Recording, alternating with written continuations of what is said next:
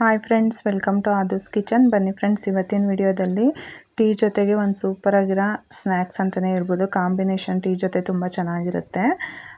ಈ ಹೇಗೆ ಮಾಡೋದು ಅಂತ ನೋಡೋಣ. ಅದಕ್ಕಿಂತ ಮುಂಚೆ ನಮ್ಮ ಚಾನಲ್ಗೆ ಸಬ್ಸ್ಕ್ರೈಬ್ ಮಾಡಿರೋರೆಲ್ಲರಿಗೂ ಥ್ಯಾಂಕ್ಸ್. ಸಬ್ಸ್ಕ್ರೈಬ್ ಮಾಡದೆ ವಿಡಿಯೋನ ನೋಡ್ತಾ ಇದ್ದರೆ ಈಗಲೇ ಸಬ್ಸ್ಕ್ರೈಬ್ ಮಾಡ್ಕೊಳ್ಳಿ.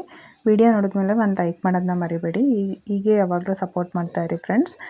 ಈಗ ನಾನು ಮಂಡಕ್ಕಿ ಗಿರ್ಮಿಟ್ನ ಹೇಗೆ ಮಾಡೋದು ಅಂತ ನೋಡೋಣ. ಉತ್ತರ ಕರ್ನಾಟಕದ ಫೇಮಸ್ ಗಿರ್ಮಿಟ್ ಇದು. ತುಂಬಾ ರುಚಿಯಾಗಿರುತ್ತೆ. ಟೀ ಜೊತೆಗೆಲ್ಲ ತುಂಬ ಚೆನ್ನಾಗಿರುತ್ತೆ ತಿನ್ನೋದಕ್ಕೆ ಸಂಜೆ ಟೈಮಲ್ಲಿ. ಈಗ ಗಿರ್ಮಿಟ್ನ ಹೇಗೆ ಮಾಡೋದು ಅಂತ ನೋಡೋಣ. ನಾನಿಲ್ಲಿ ಒಂದು ದೊಡ್ಡ ಬಾಂಡಿಗೆ ಒಂದು 5ರಿಂದ 6 ಸ್ಪೂನಷ್ಟು ಎಣ್ಣೆನ ಸೇರಿಸ್ಕೊತಾ ಇದ್ದೀನಿ. ಎಣ್ಣೆ ಸ್ವಲ್ಪ ಚೆನ್ನಾಗಿ ಬಿಸಿ ಆದಮೇಲೆ 1 ಸ್ಪೂನಷ್ಟು ಸಾಸಿವೆನ ಹಾಕ್ಕೊತಾ ಇದ್ದೀನಿ. ನಾನು ಅಂದರೆ ಸಾಸಿವೆ ಜೊತೆ ಜೀರಿಗೆನೂ ಕೂಡ ಮಿಕ್ಸ್ ಮಾಡಿ ಇಟ್ಕೊಂಡಿದ್ದೀನಿ ಸ್ವಲ್ಪ. ಹಾಗಾಗಿ ನಿಮಗೆ ಸಾಸಿವೆ ಜೀರಿಗೆ ಎರಡು ಕಾಣಿಸ್ತಾ ಇದೆ. ಮತ್ತು ನಾನು ಜೀರಿಗೆನ ಇಲ್ಲಿ ಸಪ್ರೇಟಾಗಿ ಹಾಕ್ಕೊತಾ ಇದ್ದೀನಿ. ಅದನ್ನು ಕೂಡ ಒಂದು ಅರ್ಧ ಟೀ ಸ್ಪೂನಷ್ಟು ಜೀರಿಗೆನ ಸೇರಿಸ್ತಾ ಇದ್ದೀನಿ. ಜೀರಿಗೆ ಸಾಸಿವೆ ಸ್ವಲ್ಪ ಚಟಾಪಟ ಸಿಡಿದ್ಮೇಲೆ ನಾನಿಲ್ಲಿ ಕಡಲೆ ಬೀಜನ ಹಾಕ್ಕೊತಾ ಇದ್ದೀನಿ, ಶೇಂಗಾನ. ನಿಮಗೆ ಕಡಲೆ ಬೀಜ ಎಷ್ಟು ಬೇಕೋ ಅಷ್ಟು ಹಾಕ್ಕೊಳ್ಳಿ. ಅಂದರೆ ನೀವು ಎಷ್ಟು ಕ್ವಾಂಟಿಟಿಲಿ ಮಾಡ್ತೀರಾ ಅಷ್ಟು ಮಾಡ್ಕೊಳ್ಳಿ. ನಾನಿಲ್ಲಿ ಒಂದು 2 ಸೇರಷ್ಟು ಮಂಡಕ್ಕಿ ಇದು ಮಾಡ್ತಾಯಿದ್ದೀನಿ ಗಿರ್ಮಿಟ್ಟು. ಅದಕ್ಕೆ ನಾನಿಲ್ಲಿ ಒಂದು 4 ಸ್ಪೂನಷ್ಟು ಶೇಂಗಾ ಬೀಜನ ಹಾಕ್ಕೊಂಡಿದ್ದೀನಿ.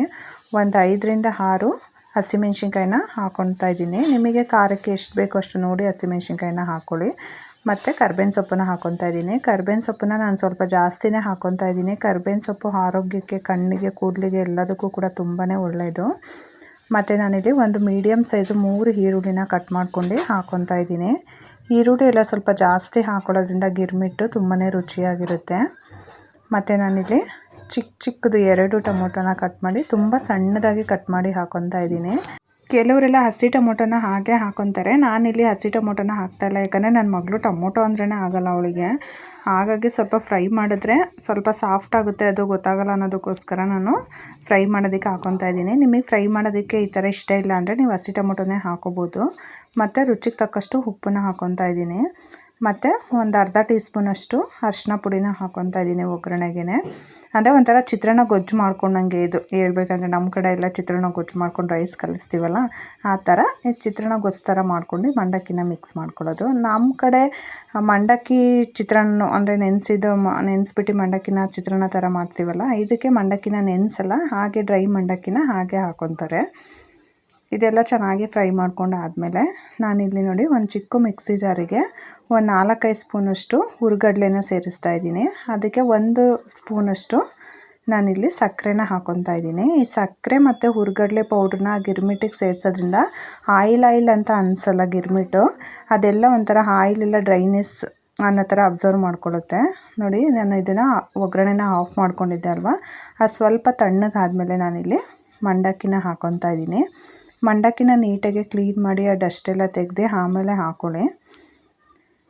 ನಾನಿಲ್ಲಿ ಸ್ವಲ್ಪನೇ ಮಂಡಕ್ಕಿನ ಹಾಕ್ಕೊತಾ ಇದ್ದೀನಿ. ಒಗ್ಗರಣೆ ಎಷ್ಟಿದೆ ನೋಡ್ಕೊಂಡು ಸ್ವಲ್ಪ ಜಾಸ್ತಿ ಆದರೆ ಮತ್ತೆ ಇನ್ನೊಂದು ಸ್ವಲ್ಪ ಹಾಕ್ಕೋಬೋದು. ಒಂದೇ ಸಲ ನಾವು ಜಾಸ್ತಿ ಮಂಡಕ್ಕಿನ ಹಾಕ್ಕೊಂಡು ಅದು ಒಗ್ಗರಣೆದು ಗೊಜ್ಜು ಕಮ್ಮಿ ಇದ್ದರೆ ಅದು ಡ್ರೈ ಅನಿಸುತ್ತೆ. ಹಾಗಾಗಿ ಸ್ವಲ್ಪ ಹಾಕ್ಕೊಂಡು ಮಿಕ್ಸ್ ಮಾಡ್ಕೊಂಡು ಆದಮೇಲೆ ಸ್ವಲ್ಪ ಜಾಸ್ತಿ ಇದೆ ಅನ್ನೋದಾದರೆ ಇನ್ನೊಂದು ಸ್ವಲ್ಪ ಮಂಡಕ್ಕಿನ ಸೇರಿಸ್ಕೋಬೋದು. ನಾನಿಲ್ಲಿ ಗೊಜ್ಜು ಜಾಸ್ತಿನೇ ಹಾಕಿದೆ, ಅದಕ್ಕೆ ನಾನು ಇನ್ನೊಂದು ಸ್ವಲ್ಪ ಮಂಡಕ್ಕಿನ ಸೇರಿಸ್ತಾ ಇದ್ದೀನಿ. ನಾನಿಲ್ಲಿ ಒಂದು 2 ಸೇರಷ್ಟು ಮಂಡಕ್ಕಿನ ಮಾಡ್ತಾಯಿದ್ದೀನಿ. ಅಂದರೆ ಇಲ್ಲೆಲ್ಲ ಚಿಕ್ಕ ಸೇರು ಥರ ಕೊಡ್ತಾರಲ್ಲ, ಆ ಥರ ಅಲ್ಲ. ಅಂದರೆ ದೊಡ್ಡ ಅಂದರೆ ಮೀಡಿಯಮ್ ಸೇರು ಥರ ಇರುತ್ತಲ್ಲ, ಅದರಲ್ಲಿ ಒಂದು 2 ಸೇರಷ್ಟು ಮಂಡಕ್ಕಿನ ಹಾಕ್ಕೊತಾ ಇದ್ದೀನಿ. ಇದು ಏನಿಲ್ಲ ಅಂದ್ರೂ ಒಂದು 3ರಿಂದ 4 ಜನ ತಿನ್ಬೋದು ಮಂಡಕ್ಕಿನ.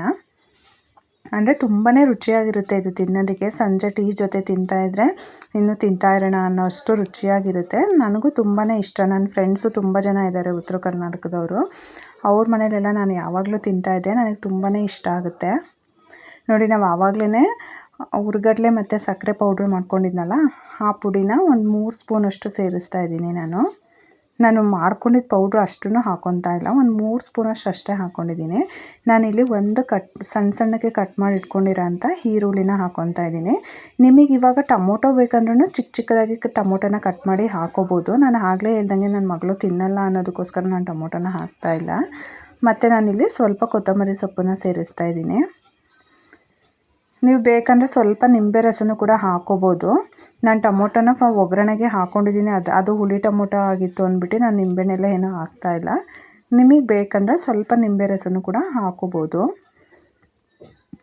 ಎಲ್ಲ ಚೆನ್ನಾಗಿ ಮಿಕ್ಸ್ ಮಾಡ್ಕೊಳ್ಳಿ. ನೋಡಿ, ನಾವು ಆ ಹುರ್ಗಡ್ಲೆ ಪೌಡ್ರನ್ನ ಹಾಕ್ಕೊಂಡಾಗ ಆಯಿಲ್ ಅಂತ ಅನಿಸಲ್ಲ ಮಂಡಕ್ಕಿ, ನಮಗೆ ನೀಟಾಗಿ ಡ್ರೈನೆಸ್ ಅನ್ನೋ ಥರನೇ ಅನಿಸುತ್ತೆ. ನೋಡಿ, ಸ್ವಲ್ಪನೂ ಆಯಿಲ್ ಅನಿಸಲ್ಲ, ಅದು ನೀಟಾಗಿ ಆಯಿಲೆಲ್ಲ ಅಬ್ಸರ್ವ್ ಮಾಡ್ಕೊಳ್ಳುತ್ತೆ.